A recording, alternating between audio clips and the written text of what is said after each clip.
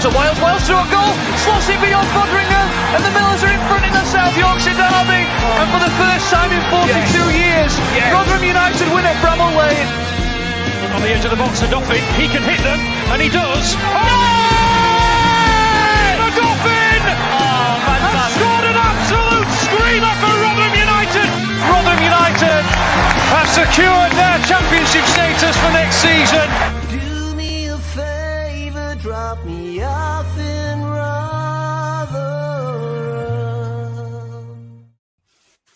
Good evening. Welcome to New York Talk. This is the Rotherham United podcast. Thank you all for being with us. We have a game to talk about. Obviously, we played away, so obviously it was a defeat. We've been asking for something to talk about, to be fair, on this podcast, more than just Rotherham being rubbish. We're asking for a bit more. We got it. We got something else to talk about tonight other than Rotherham being rubbish. We'll come to that in a minute. Danny, how you doing, mate? I'm doing good, mate. How's yourself? Very good, football aside. Tom's back. How you doing, Tom? Yeah, I'm good. Good. Shattered, but good. Ready for therapy. And Mick's back from everybody's favourite location. Mick is back from the Cork car park in North Wales. How are you doing, Mick? I'm all right, mate. I just need to correct you there, mate. I'm just 2 yards outside Cork car park. Oh, could you not get in? Oh, no, sorry. No, I'm miles in. I'm miles in car park. Sorry. Just to check. It's an easy mistake to make, to be fair. Ryan Holland's with us, Sarah Ogden, John Hinchcliffe, Mark Cornell. John Hinchcliffe said, ref rant incoming, please. Palmer is with us, as is Richard, Chris Page, Steve Gundy, Nathan Crabtree. There's loads with us as well already. So thank you for being with us. Where else to go? Tom said before that we should talk about something else from it. I don't really know what else to talk about, to be honest with you. 2-0 defeat, Tom.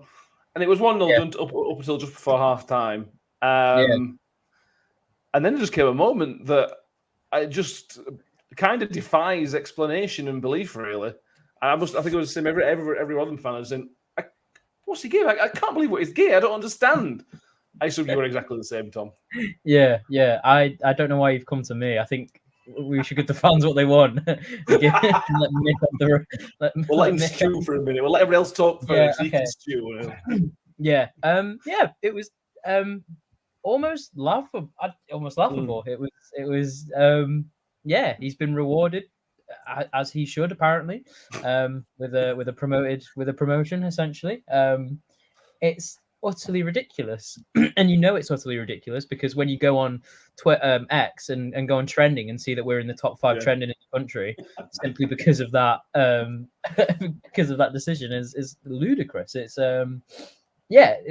was insane. Not only was it not a handball, in fact, not only was it nowhere near the penalty area, but it was not even a handball. So God knows what he's seen or what he hasn't seen or what he's thought, or the only explanation is that he thought it's hit his hand and for some reason the D is inside the area for him. So it would have been interesting to see what happened at the other end if that happened. But I saw an interesting comment to counteract it that said a lot has come out afterwards. Richardson not talking to the ref, Lucas saying that all their players were laughing, saying I can't believe that's happened. If it's so ludicrous, and don't get me wrong, I understand that if we had a penalty in those certain circumstances, we'd want to score it. But if the player just rolls it back to the keeper, does that not solve everything? If the ref goes, look, I made a mistake, we have to take the penalty.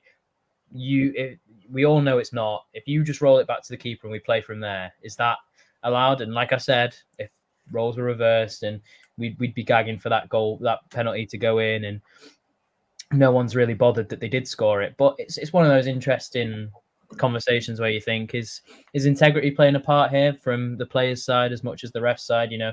Refs, albeit stupid mistakes, refs are, actually I was going to say allowed to make them. They're not allowed to make those kind of mistakes. No. But it's interesting what players could have done in that scenario. But it's end of the day, it's a football game, and you take what you get. So in terms of West Brom, and a lot of their fans were saying they couldn't believe it. So fair play to them. It's absolutely ridiculous, and I think he has every right to be promoted because I don't understand. I really don't. It's it's a weird matchup between which is more ludicrous: the fact he's been promoted to a Premier League fixture in the wake of that, or the fact that he was adamant he was correct until he saw the replay at half time. Because have you ever been that sure about something in your life and then turned out to be so wrong? Oh, he was so sure about it. He That's what I mean. Rob Kelly for mouthing off about it, saying that the ref needs help. It's like, did he mean from the linesman or in another regard? I don't know, but it's the fact that he wanted to speak to Richardson afterwards, and he effectively told him to do one. I said this on Twitter and in our group chat. We should have sent Guy Branston in as our rep. You know, like, good grief. But there's been, Mick back me up on this, there's been some iffy decisions against us this season, but this one really takes the biscuit, doesn't it? It does. It's also worth pointing out this was the referee. I don't know if you remember the QPR West Brom game a few months ago where the West Brom player punched it off the line and the referee missed it. Same referee. That gave West Brom the penalty. I had to double check he wasn't from the West Midlands, to be honest with you. Turns out he's not, which is good. Mick, there's two parts to this, I suppose. The referee's made a howler, but the lino is in a better position than anybody. How the liner's not had a conversation with him and said, "Mate, this is you've got the lines mixed up. You guys 2 yards outside the box. We can debate about handball, but the lino's as much as fault as the referee for me." 100%, yeah, absolutely is. Absolutely, 100%, and I think that same lino missed a couple of offsides earlier on in the piece as well. So, yeah, absolutely, it's remarkable. It really is, and I've been racking my brains. I mean, we've all seen hours of decisions over the years, particularly when we're in the Championship. In fact, almost exclusively when we're in the Championship. You know, but putting to one side Trevor Kettle. You know, it's bizarre, and I cannot think in 50 years of watching this football club or any other football match for that matter. Maybe Stuart Atwell's ghost goal, but other than that, I cannot think of a more ridiculous decision that I've ever seen. Certainly in the flesh, certainly seen live. You know, on for my team, just remarkable. And I know we have conversations about referees all the time, don't we, on here? And Mike picks me up on some of the language that I use in relation to him. And I'm not going to start calling him names or anything like that. But this is, well, no, I mean this. But I'm going to use another word that Mike picked me up on in the past, and that word is competence. And yes, he's made a mistake, and everybody makes mistakes. However, as a team, the referee and the linesman have been incompetent in this regard, utterly incompetent. And it's not necessarily, in my view, about you. If you make a mistake, you put it right. That's the first thing. Don't jump in with both feet. You know, he's very, very close to the edge of the box. Well, he's not actually. He's not even very close to the edge of the box. I can't even use that as an excuse, can I? You know, it's arguable whether it's hit his hand or his head. Even now, I'm not entirely sure looking at the replay. I think it's probably hit his head and then his hand, or his face and then his hand. It's come from a shot from 2 or 3 yards away. So straight away, we're into the grey area of the handball rule as to whether it's too close to him or not. So at that point, wherever he is on the pitch, you need to start having to think, well, can I be sure that it's hit him on the hand? Can I be sure? But he wasn't. He didn't make that. He clearly didn't have that train of thought because he gave it immediately. He didn't. He gave himself half a second to give it because he didn't point to the spot straight away, did he? He gave himself a second to think about it. Well, that makes it even worse. Exactly. That just cements the competence issue here. Because if you actually had time to think about it and still got it so woefully wrong, you have to question. In anybody in any walk of life, whatever your job is, you have to achieve a certain level of competence. And if you don't, You're either going to get fired, you're going to get put on reports, or whatever the disciplinary procedure is within an organisation. You have to achieve a certain level of competence. Now, these people are professionals. They are allegedly professionals. Well, they are professionals because they get paid for doing the job. Whether they're actually professional is arguable. And making decisions like this, it beggars belief. It really does. And I like everybody else, you scroll through Twitter and you keep seeing it come up on time and time again on the timeline. And every time you watch it, you still watch the same incredulous eyes that you watched it with the first time you saw it. And I can't get my head around it. I genuinely can't. It's incompetent. That's all I can say. It's utterly incompetent. And in relation to what he's doing this weekend, I would argue possibly that appointment may have been made prior to last night. Yeah. If that appointment has been made since last night, Howard Webb needs to really get his thinking cap on, because that is a dreadful decision. There is no way he should be refereeing any game this weekend. He needs to be going away and studying the rules of the game. I mean, that's just ridiculous. It really is. And I'm sorry, I like Howard. I like him a lot, but he's got his work cut out for him massively in dealing with these issues. But giving him a Premier League gig 4 days after making after a performance like that is inexcusable. I accept. I suppose the argument could be, well, he's not going to have to make any decisions at fourth official, is he, other than when he puts board up? No, it's a handsome pay rise, though, for weekend. Exactly. Premier League pays significantly more. And like I say, any of us make a similar mistake, a similar level of mistake at work, we are going to be penalised one way or another. Now, it stinks. It absolutely stinks, but it's just, I've not got to the stage where I find it laughable at the moment. I just find it so incredibly disheartening that it's a tough job. I know it's a tough job, and it's not a job that I would want to do. But if I'm trained to that level, and I drop a howler like that, it's so clear. It is so clear. And I just honestly, there needs to be some repercussions, whether it be retraining, whether it be spending some time at a lower level. But then then what you're doing is you're moving that problem just to another area. Because it's not the first time that he's dropped a howler. His name. I've lost his name now. I've ranted that. Eltringham. Yeah. It's not the first time he's dropped howlers, as you pointed out, already this season. This year, this year. Yeah. So, but that yesterday, from him and his linesman, and probably more his linesman. Yeah. As much as his linesman, because his linesman is in absolutely bang on in line, because there's a line of players, and unless he's looking around the corner like half of them do, but he can still see. Well, yeah, is not in the area, and like I said, we don't even know whether it hit him on the hand or not. Yeah, I'll play devil's advocate to the Lino thing, because we don't know what's been said. He may well have said it's not a penalty what you're doing, and he may have retorted back and said no, I'm still giving it.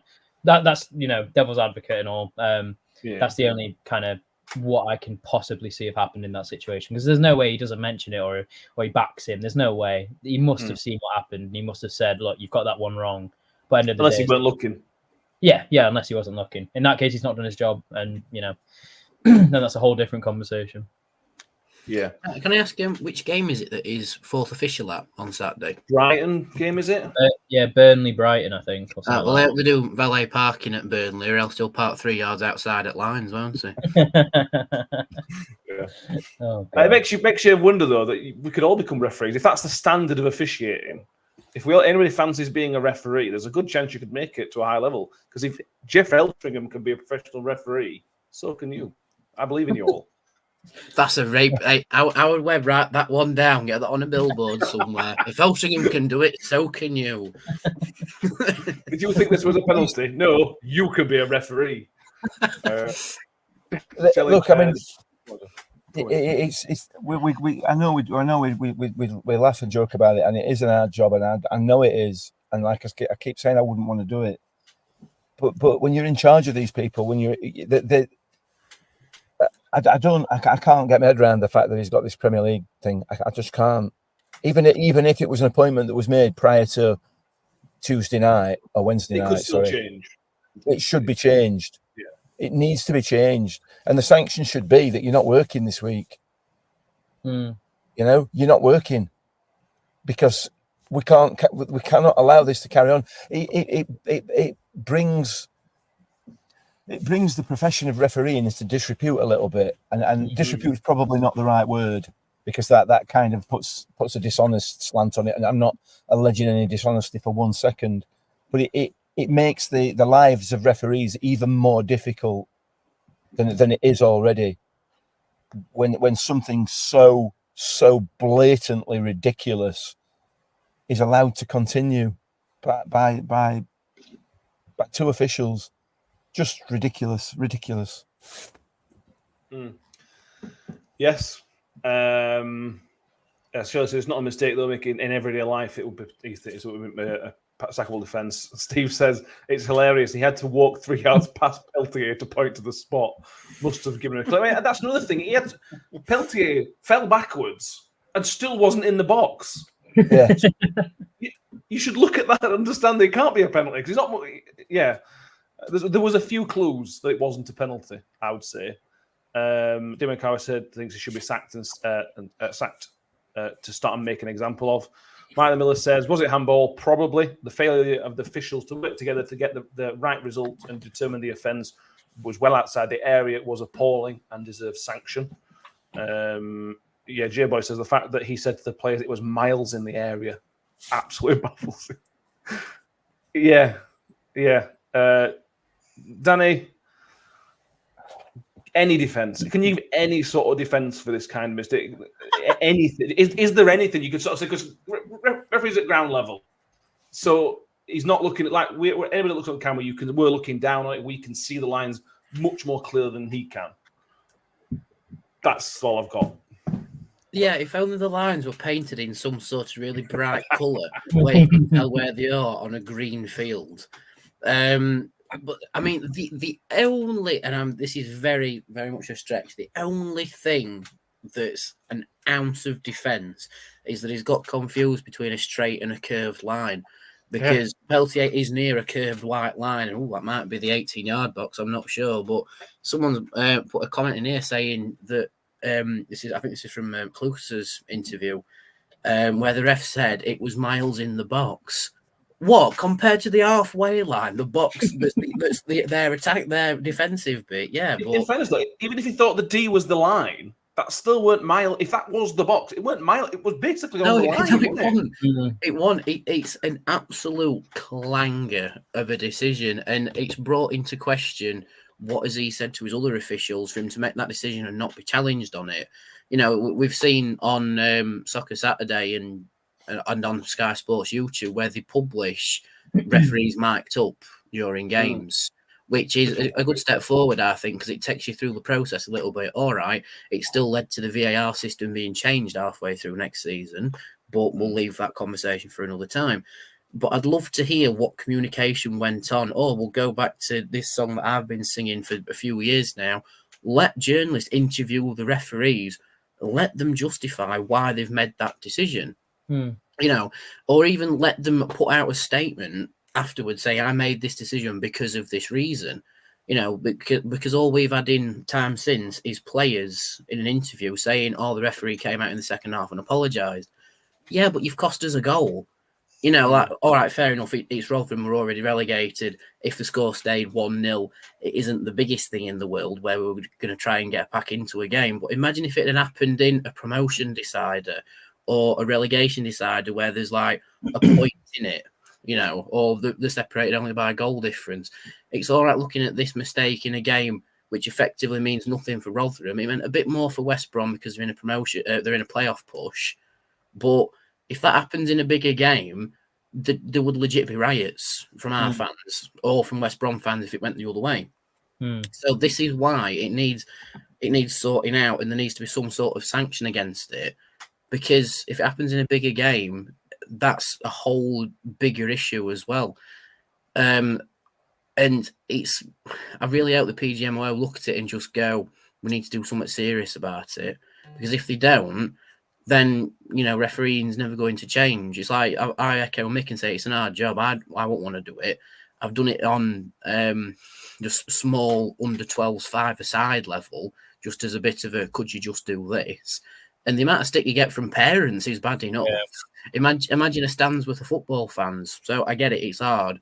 But in situations like this, it's like, the anger level goes to a different level. If we were in a relegation fight, everyone would have exploded at it. I just found it funny, like, yeah, of course he's given it. Of course he has. His depth perception's 3 yards in front of where play actually is.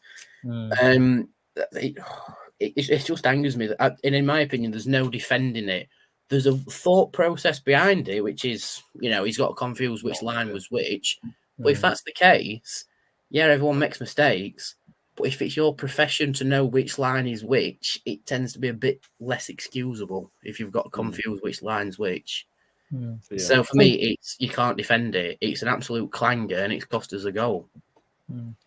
The bottom line is that if he's unsighted, there are 2 or 3 Rotherham players directly behind Peltz when this ball's struck, who are in the area.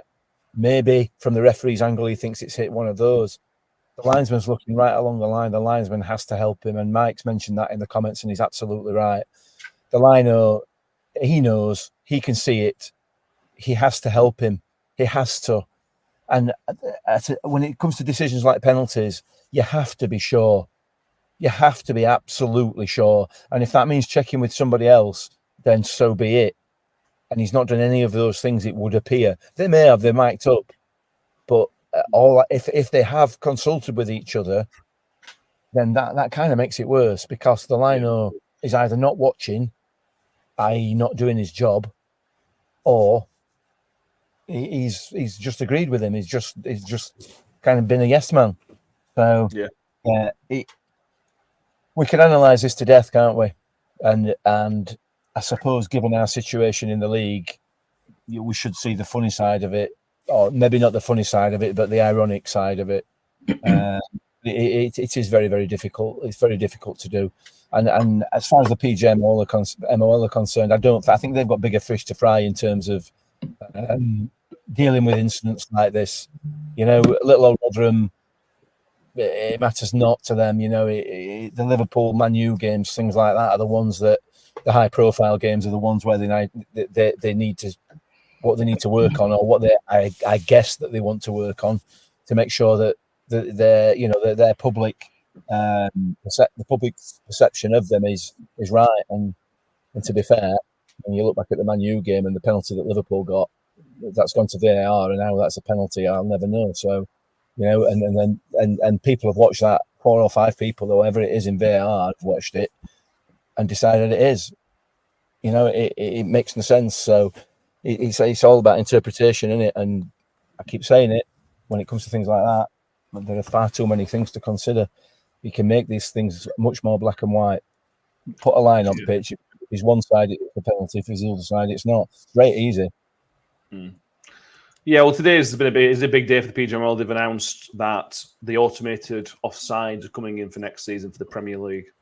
So again, they've got, rightly or wrongly, which is wrong, they've got bigger fish to fry. The problem is with doing things such as that, it's leaving the Championship behind, it's leaving League One behind, it's leaving League Two behind.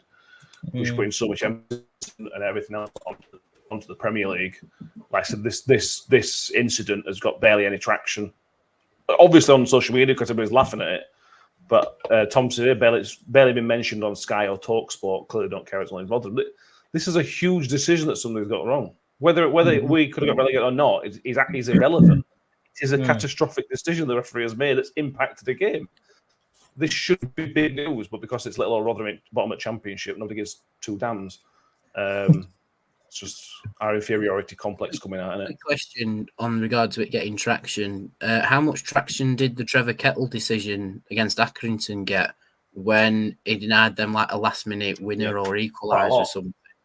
Yeah, I got a lot. I want to start a lot.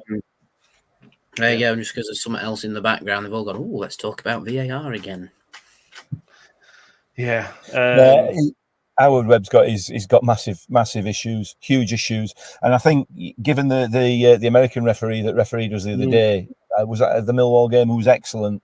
Yes, they're obviously bringing in him and Gerard Gillett from Australia. They're obviously trying to ship in referees of a higher standard, and you know we all know that the standard in the Championship. And I've said this before, and I stand by it, and I may get proved wrong next season, but each time I've said this and we got relegated to League One, I still stand by it. The standard of officiating in that league is way superior to what it is in the Championship. So that is a major issue for the PGMOL. The sort of the second league in this division, and arguably one of the top leagues in Europe, outside of your Bundesliga and the Premier League, etc. The standard of officiating is dreadful. Financially, I think it's the 6th biggest league in Europe. Yeah, that's where. Yeah, that's where I was sort of aiming for. That's what I meant.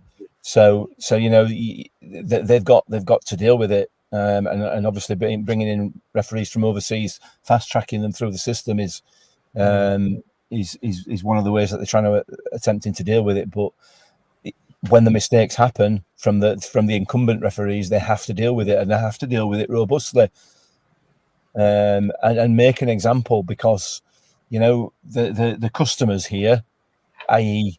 the clubs and the supporters, that are the PGMOL customers, and they need to be given a proper service. Unfortunately, week in, week out, there are major mistakes being made. They need help. The referees, they definitely need help, and changing some of the laws would massively assist. Yeah, it would. Maybe it's our own fault for laughing at Leeds not getting a penalty night before, because that really obvious handball. We're laughing at somebody. Hey, hang on a minute. We'll fix that very quickly. I said exactly that when I walked into work this morning. A mate of mine's a Leeds fan, and he said, "How did you go on last night?" I said, "Well, I would take it mickey out of you yesterday for not getting that handball. Let me show you what happened." Hold my beer. It was nice because we'll talk about the performance a bit, but I wasn't happy with the performance. But I was kind of settling in for a quiet game where, but there's nothing major to talk about. And then suddenly I'm like, why? Why? We're rubbish anyway. Why are you doing this to us? Just stop doing it. You're kicking us while we're on floor. It's not fair.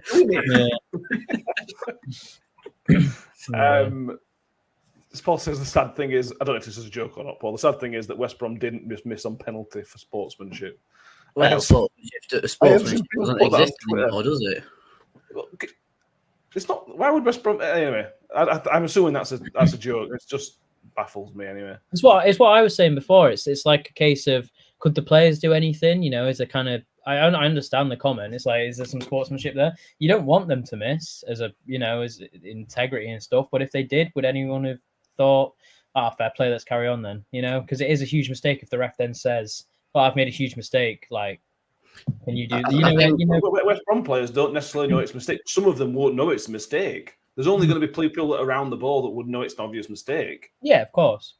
Yeah, but if Eltringham came out and immediately, as soon as he made the decision, I know he was confident on his decision and whatnot. If he immediately went, "Oh God, I'm so sorry. Like, I don't know why I did that. I thought that the curved line was a straight line and this, that, and the other." And he said, like, "Look, I'm really sorry. You're not forced to, but if you miss this, like, just roll it back to the keeper and then we can start again." Would that have helped anything? I think if it was earlier in the season, West Brom may have been more inclined just to call it a miss, literally and metaphorically. But because they're in a playoff push, I think they've just took the decision as gospel, because referees' decisions are gospel on the football pitch. If you argue with it too much, you get booked now. So I think they've just gone with the referee's decision and just gone, well, he's given it, so we're going to take it as if it's true to right. But Lucas even said a few were laughing on the way down tunnel at half time. It's the Patrick Bamford situation all over again, except West Brom didn't cheat. Yeah, exactly. Exactly. Yeah. I think in this West Brom are innocent because they're almost a victim of circumstance. They're just going based off the referee's decision, and it was an horrific decision. Whereas Patrick Bamford is a cheat and should go and play in NFL, in my opinion, anyway. I'll tell you what, this is how childish I am. If I'd have been Victor, I'd have certainly considered just leaning on my post and saying, "Get on with it, kid." Yeah. And that, I mean, no, that's ridiculous, and you wouldn't do that. But that part of it just shows. It just shows the anger, the anger and frustration at being subjected to this sort of thing again and again and again and again. And it's, I hate it. I hate this league. I've said it before, and I'll say it again. I hate this league. I hate being in it. And I know we get some good. It's great fun getting promoted into it and everything else, but being in it and having to sit through some of the debacles that we have to sit through on a Saturday afternoon and a Tuesday night sometimes just makes me feel sick. It's horrible. I hate it. And these sorts of things are the main driver behind that feeling. Shall we pull what's the team in Turkey that threatened to pull out the weird? Fenerbahce. Yeah, Fenerbahce. Shall we pull a Fenerbahce and just go, right, we're joining the National League, stuff you lot. Yeah. It's crazy.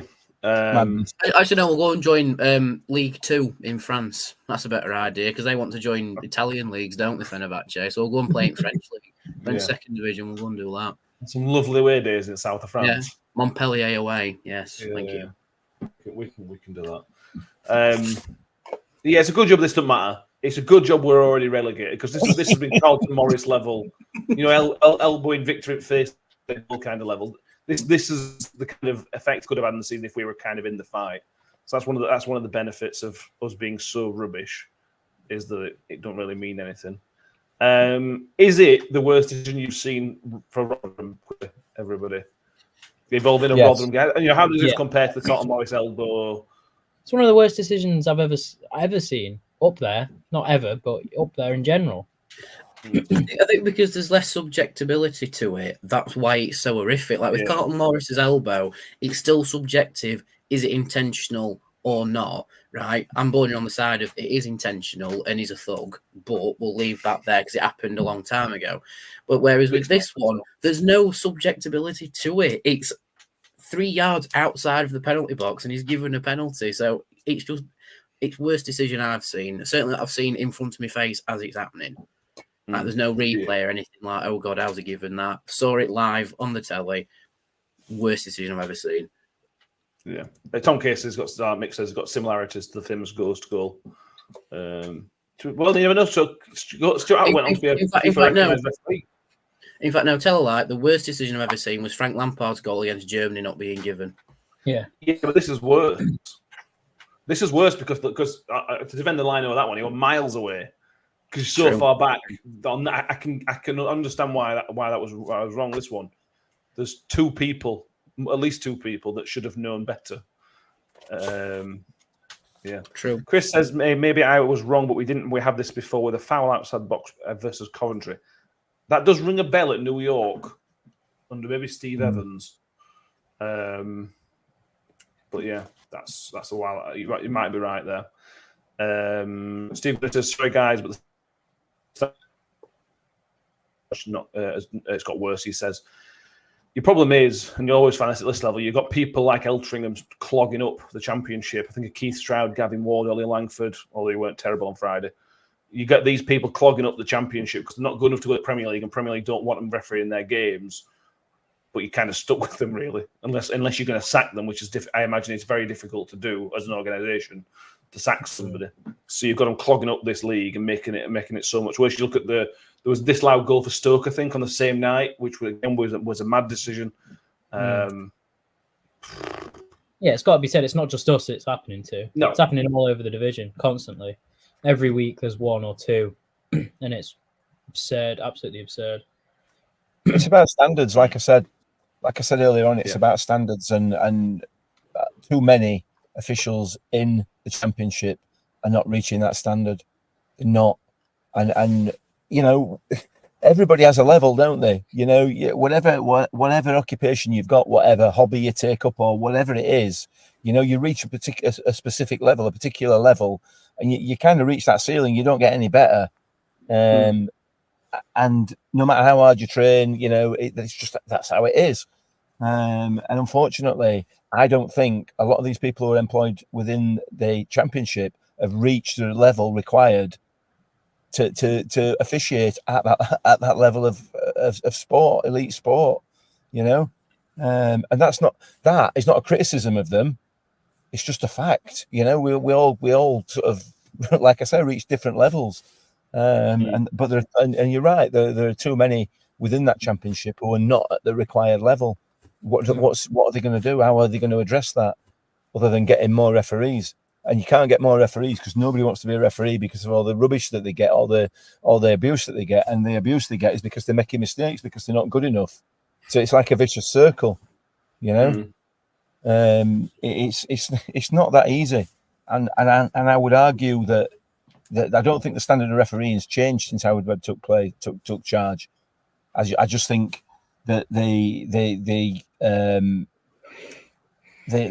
focus on mistakes has got bigger, and that's just down to cultural things like social media and everything else. We're in different times now. I also think it's because Howard Webb's kind of not a famous figure, but a public figure, and he's trying to be the face of it. He's trying to sort of control it. Whereas, can any of you tell me who the head of PGMOL was before Howard Webb? No. There you go. O'Reilly. What his name? Oh, it was. There you go. I'm not even sure exactly. That's. I think that's why you notice it, because the PGMOL are now more in focus, and I think Howard has done that on purpose. And I think, like Danny mentioned earlier about the mic'd up thing and everything like that, that's really good. The stuff that they're doing for that, but like we mentioned, there's a serious amount of work to do. Below the league. There we go. I did enjoy the West Brom fans saying that it was revenge for the Cedric clearance off the line back in 2002. It only took 22 years. Enjoyed that.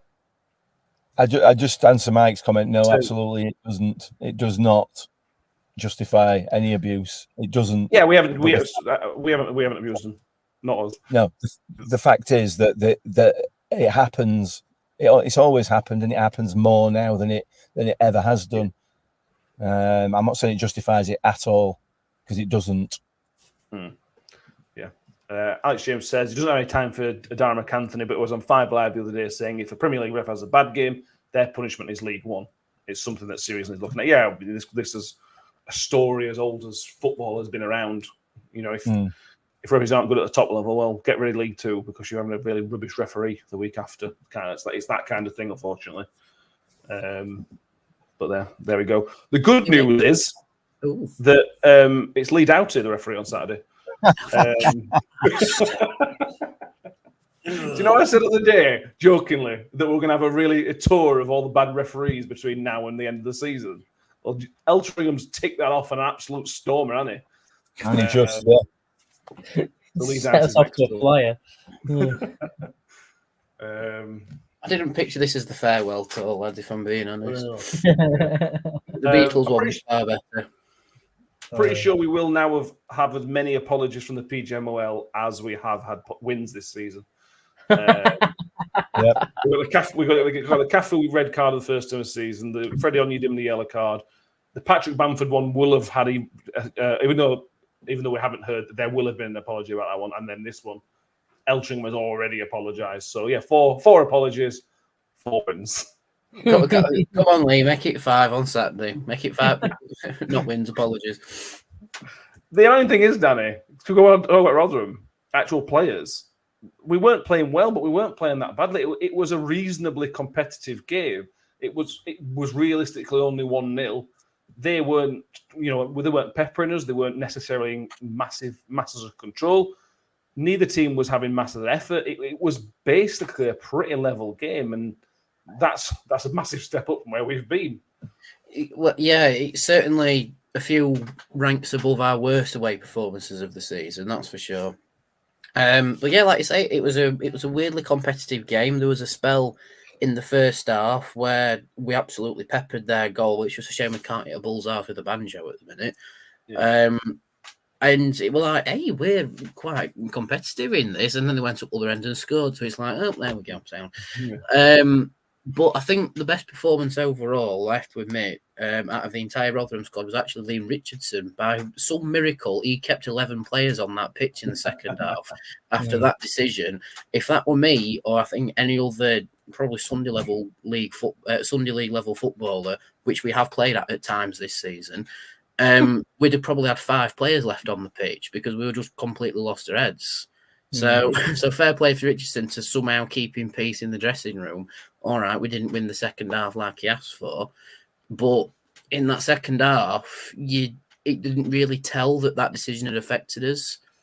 And so I think Richardson's done a cracking job of being a good manager and just going, right, get it out of your head, keep going. I would argue potentially that Liam Richardson, to praise, we don't often praise Richardson, we haven't any reason to praise him too much, that I think he used that because the 15 minutes after half time was our best spell of the game, comfortably our best spell of the game. So it maybe seems that somehow, Tom, that Liam Richardson's managed to channel kind of world against us. Look, we're not a very good team, so it's not going to work perfectly. But for that period after the game, we looked like we may have been able to get back into the game. It just never materialised, but it was positive after half time. Yeah, I think in previous seasons we've always been a bit of an underdog in the Championship, and I think that's what spurred us on to do as well as we could have done. And I think that's perfect ammunition for that statement. And I think Richardson understands that more than Taylor perhaps did. I think Taylor thought that we would, try to make it look like we, I'm going to say deserve to be there, but I don't mean that. I just can't find another word in my head at the minute. Whereas Warren was very much look, they're going to think that you don't deserve to be here. Well, let's show them that we do. And this underdog story. And then I feel like Richardson gives a similar ethos to him and a similar aura.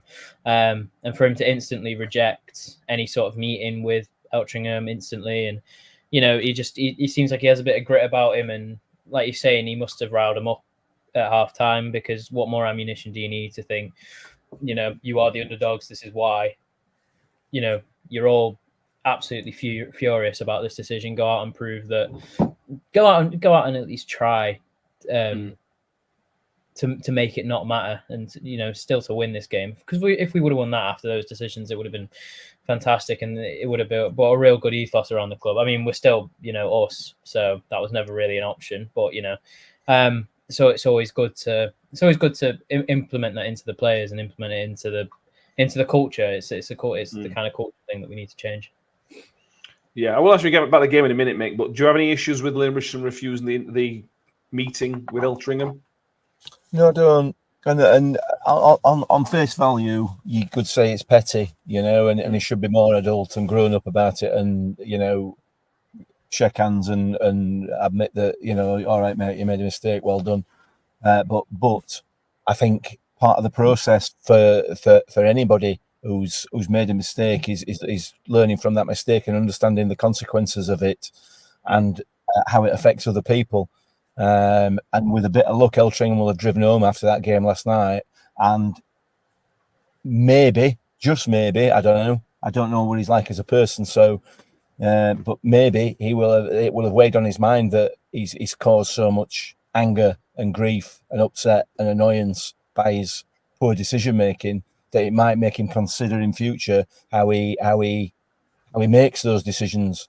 It may have given him some food for thought, is what I'm saying. So on the face of it, you could argue it's petty, but I think that it was the right decision from Liam Richardson, and I'm pleased he did that, because hopefully it sends a message to the officials that they haven't been good enough, and they have affected other people's livelihoods essentially. So I don't know, but no, I'm pleased with the way that Richardson's dealt with it. Very, very happy with that. Yeah. Matt Mill says the injustice here is not an appalling decision by a referee, but the scandal of a football club ripping off its fans by repeated failures of its players to perform to a level of professional competence. I would argue it's both. Yeah, both. Yeah. We'll agree with both, Mike. Mick, on the game though, we've not often said this, but there were moments of thinking, right, okay, there's something here. I'm still not going to sit here and say I can understand what the game plan was, but I can sort of see there was something there. We started pretty well, and then the goal, maybe not against the run of play, but it felt like it was a bad time to concede. And again, post half time, I thought we did really well for a 15-20 minute period. We're gradually seeing very short spells, and they are very short spells, but short spells of what hopefully we can expect to see going forward in terms of crosses into the box and just positive play at very small times. Yeah, there were some short periods of the game where we played reasonably well, played some good football. Like I said, short periods of the game. You know, I'm not saying it was a great performance, but it was a much improved performance from some of the away performances we've had this season, and some of the home ones as well. To be fair, so it was one of the better away performances. Yeah, arguably, yeah. Arguably, it probably was. So, yeah, there are times when you can see some shoots of positivity coming from the way that we play. Unfortunately, it's nowhere near close to being enough. But you know, that's a problem for next season, or a problem for between now and next season for Liam Richardson to address.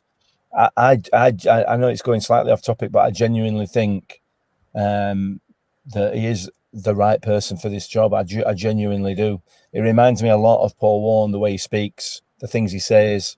And one of the most, I think it was during an interview this week, he said it to whether it were Paul Davis or whether it to Radio Sheffield about culture. You know, it takes years to build culture at a club, and it takes minutes to rid that culture from the club, and that's where we are. Paul Warne spent 5-6 years building a culture of this club where, you know, there was a pride in the shirt, a pride in the badge, a pride in the town, a pride in the club itself, and Matt Taylor came in and essentially just said, look, we're not good enough, this club's not good enough, we're not good enough, the players are not good enough, and then ripped that culture and the heart out of it. And he did that publicly in interviews. I believe, I hope that Liam Richardson is in a similar vein to Paul Warne, and given time and given the opportunity, will build that culture back in this club, and the culture that we all want to see, that we all talk about in the comments week after week after week. You know, some pride in the badge, pride in your performance, pride in your own, some personal pride. You know, there are too many players within the squad at the moment that maybe they have some personal pride, but they're not interested in anything else. You know, they're not interested in playing for the manager or for the club or for the badge or for the supporters or anything else. And that sits fairly and squarely with Matt Taylor. That.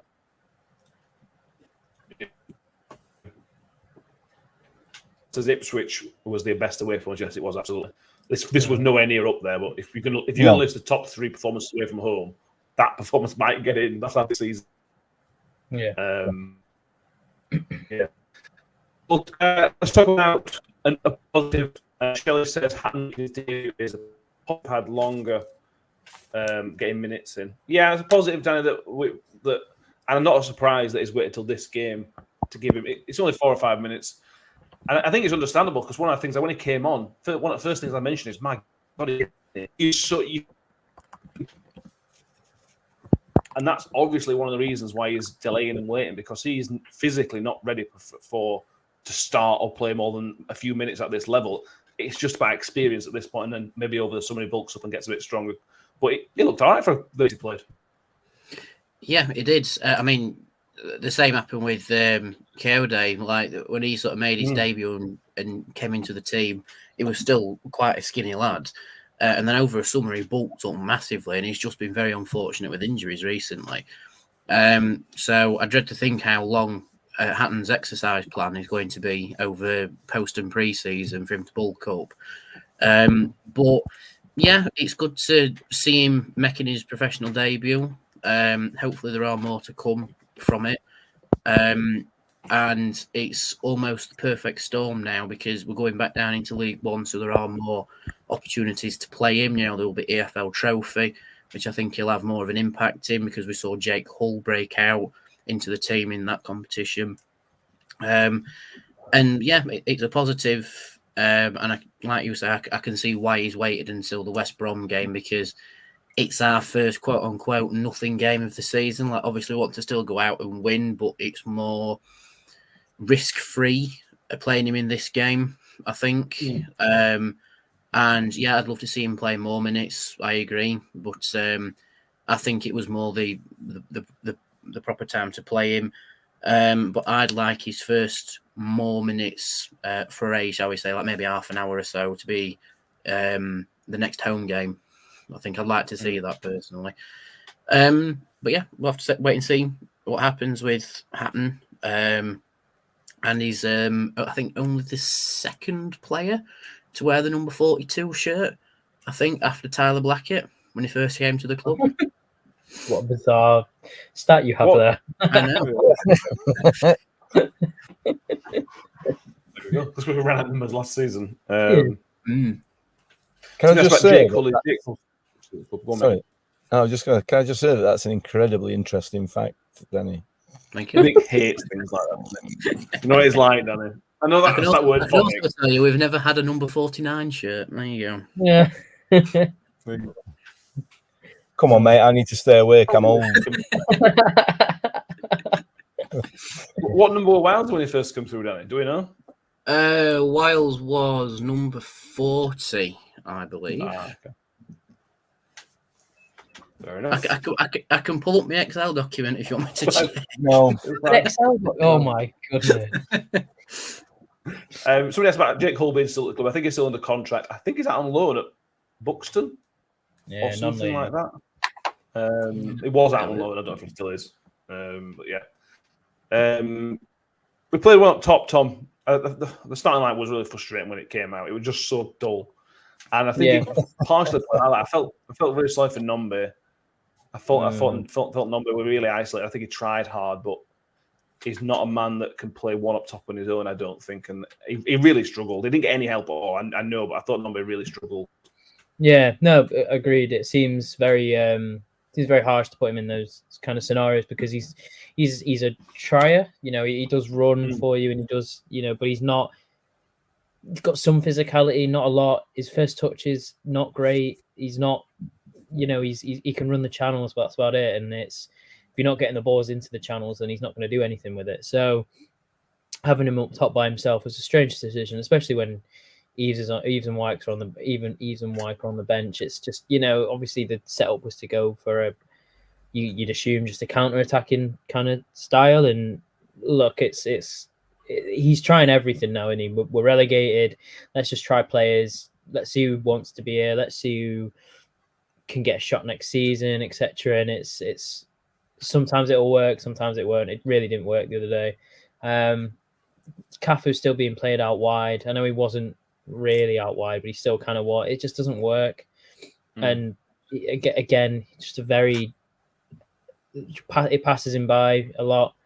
His set piece taking still good. He's still got moments of quality in him, but when he's out wide, the game just passes him by. And their first goal was very much a hint of a lot of disorganization from the front line defensively. It took it was their centre back to their midfielder out to the right back, and they were through. And it was because we held a line, and then Cafu went instead of Nombe. And then Cafu left the right back open. Rinomota didn't go with the centre mid, and then it's easy to play around. I'm sure they'll watch that back in track because you watch the highlights, and even I can see that, and even I don't know anyone can really see it if you've watched Match of the Day. However many times that we all have, you see these patterns of play, and you see that. So I'm sure they'll pick it up, but it's one of those things where on the pitch it looks embarrassing. We've always had forward players who can defend, and I know that sounds ridiculous, but we have always had. They knew how to press. They knew where to be. They knew they weren't afraid to get a foot in. These lot just don't seem like that. They seem very disjointed. They seem very, very ineffective pressing wise, and it's not even, Nombe's the sort of guy that you love in a high pressing team. He runs hard, he runs a lot, and he's quick and good at closing down, but again, just ineffective. Eves as well. I think Eves is a very good presser. Maybe not the quickest, but he knows how to press, and he doesn't stop running for you. But it's tough because we've had a culture shift from pressing to not pressing back to a sort of pressing, and we're in a flux, and we need players that are going to play the way Richardson wants to play and know how to press and know how, when you're on the back foot, which we are in so many games, you need to learn how to defend from the front, and a lot of these players don't, and it's too often relied on at the back, and that's when mistakes happen because you can't defend for 90 minutes, especially when you're just defending from the back line for 90 minutes. Yeah. Shelley says went to back three in defence, even when relegated, is still negative. He says just go out with some pride and show us what you can offer next season. I don't have a problem with three at back, Mick. I think three at back works. I have a problem with Nombe up top on his own and going to four central midfielders. It feels like complete overkill to have four men in the middle of the pitch. That's where the problem stems in terms of getting any kind of support for Nombe. Yeah, absolutely, it does. You can't, you can't put somebody the size of Nombe up front on his own against two massive central defenders. It's just you're never going to be able to maintain possession of ball. It's just going to go up and pop away and pop straight back again. So yeah, I don't. But as far as three at the back are concerned, no, I don't have an issue with that. If you're going to press, but as you said, we're not pressing either. Well, not to any degree. But if you're going to press, you need players with the enthusiasm and the will and the desire to do that. And Liam Richards has already said this week in terms of fitness, we're way off where we should be, which again is another black mark against Matt Taylor's reign, because we could all tell at the beginning of the season that we weren't fit enough. That was obvious to all of us, and that high press, high energy game that we had, that led us to some success at the beginning of Matt Taylor's first season when Paul Warren was in charge. It took us up to 8th in the table. We got a nosebleed. We were that high, but that was as a result of playing three at the back, but having that high press. So I don't think you can have one without the other. Probably, arguably, I don't know. I'm not a tactician, but yeah. Ian Bradley says he'd like to see Hatton more, and he'll also Ayres get some game time. Yeah, I'd definitely be interested to see Ayres get a minute or two. Anything else from the West Brom game that he's mentioned before we have a quick chat about Swansea? Because we've got another game coming up, lads. Yeah. Oh, great. You're in Wales for this one, mate. You could pop down. Could pop down, yeah. I'd probably have to drive past my own house to get from here to Swansea, but never mind, nevertheless. Yeah, shame we had to spend half an hour talking about a referee. I say it's a shame. It's good that we've got something else to talk about. Hopefully, having said that, hopefully we don't have to have a similar conversation about Mr. Doughty. Can we mention how poor the referee was again? Really, it was rubbish. Geoff Eltringham, what did we expect? We should have known.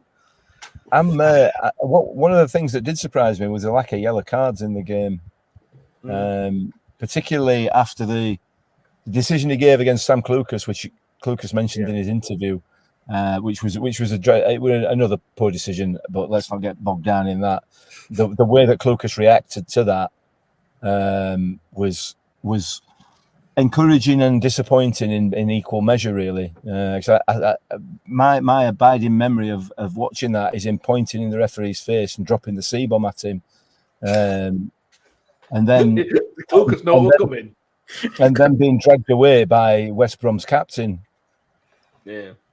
Dragged away from the referee. So I'm pleased that he's passionate about the game, but how he didn't get at least a yellow for that was a real surprise. I just thought, everybody thought that, even the West Brom players, like I said, were dragging him away to try and stop him getting a yellow, and he didn't. But anyway. Sam Clucas strikes me as the type of footballer who wears Stone Island pants when he's playing. It'll rip the referee a new Yeah, one. He'll get booked quite severely for it. But like you say, it's nice to see a player actually have passion for the game. And I think Klukas is one of the few examples where he said, you know, I'd be open to it about coming back next season. And the clubs also said they're open to it. Well, it's like, well, put 2 and 2 together then. You know, because, yeah, even though Klukas hasn't ripped up any trees this season, he's one of the few that shows a lot of passion. And I've seen a few comments on Twitter saying Klukas could be our Barry Bannon next season. You know, if he could get into our team, Is that just because he's ginger? Possibly. I think that's some sort of ist. Possibly. That's me getting cancelled again. Brilliant. Yeah. Yeah. Let's move forward to Swansea, Danny. Just mention the formation, not necessarily the formation, but the people that played and the lack of movement. Only 2 full days between the games, between the game and Wednesday. But the problem is we only had 7 subs. So if he's going to change it, he's got very limited, because even Jimmy Lindsay wasn't even available. He was with the physio staff. So Jimmy Lindsay is now probably not available. Is there any changes that were available on the bench that you would like to see? Not really. I don't think Charlie Wyke has the greatest of impacts when he starts. And like I say, we're very light on numbers again. The story of our season, isn't it? Who would you say was not available? Was it Lindsay? Yeah. Well, he was with the physios as Right, of Wednesday. okay. So yeah, I don't think he's going to be available for Saturday. Maybe game after if it's all right. But no, I mean, I think at this point the only option really Richardson has is to play the players who have quote unquote made themselves available to play for the team, and then plug the holes elsewhere where he can. Because I think the only notable exception who we all know is actually injured is Tahi. And the other ones are all suspiciously injured. Like, I'm not pointing names and naming fingers or anything, but it's a bit convenient. And I think you can, like Paul Davis said, you can sort of work it out yourselves without having to say who it is. But yeah, it's a tall order for the final 4 for Richardson now. It's like, do you try and get the best out of the players, or do you play the players who actually want to play football and make the results where you can? But it's Swansea away. We're going to go another season without winning away, lads. I think we've always said. So a draw would do me nicely. we want to win. Let's have a win. Harry says that we call Holvey and Ayres can't stop scoring. I wonder, Tom, that if the best place for Ayres at the minute is somewhere where he's scoring goals, realistically, so because I think youth normally play on Saturday morning normally, what's the point in dragging him all the way down to Swansea to play even half an hour when like kids banging another couple of goals? Maybe that's why he's not playing, because right now the youth is the best place for him. Yeah, definitely to say that it's a better atmosphere and a better, if you're playing well and scoring, why stop? You'd say that with any footballer, but I guess it gets to a point where, when do you drag him out next season?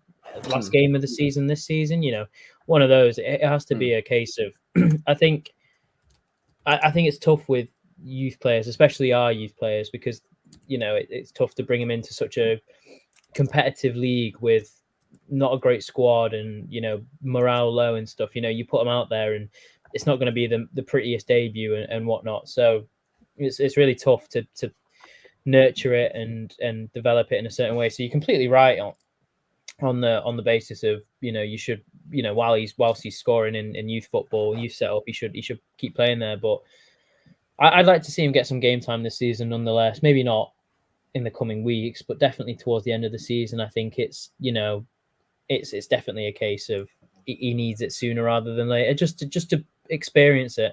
If next season he does, I can definitely see next season him not playing a part either. A loan out to a League Two, potentially even a League Two club. He's definitely not as good as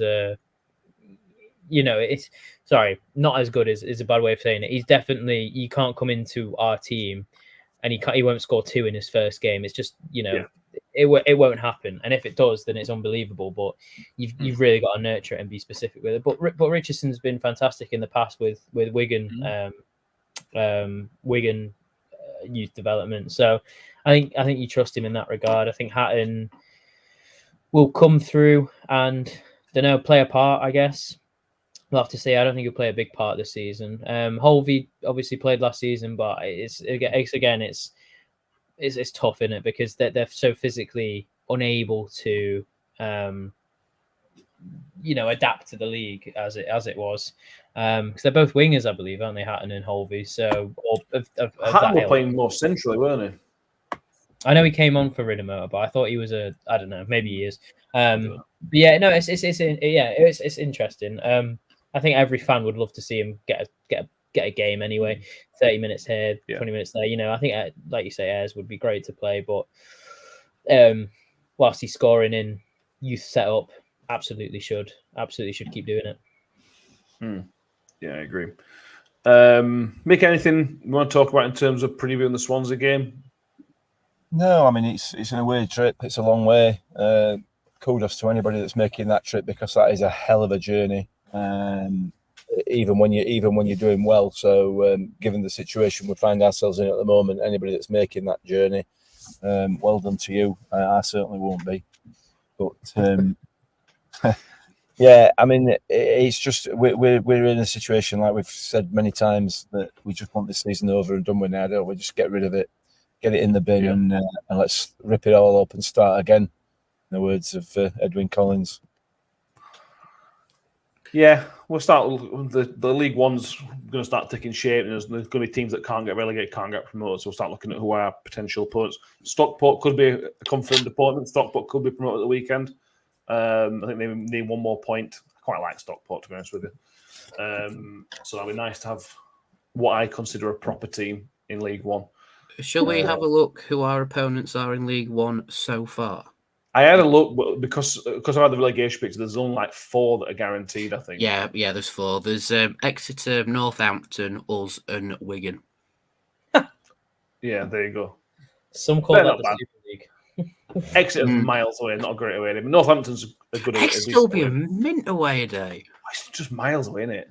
Yeah, well, it's like Plymouth, sorry. Yeah, well, we've all done Plymouth, so we might as well tick off other one, and then we don't have to go again, do we? Yeah, and we've all been to Wigan 1,000 times. But yeah, Northampton away. Must be 2008 we last played Stockport away, so that'll be a good one to get back on. Get back on again. We'll cover this at the end of the season, because it'll give us something to talk about. Here's a weird quirk of League One so far this season. The 4 teams who were confirmed to be in it all have German kit manufacturers. That's weird. I like it. Yeah. Danny, you really need to get out more, mate. You really do. I'm sorry. A bit of kind of, I don't know, parent fatherly advice. Get yourself out of the house a bit more.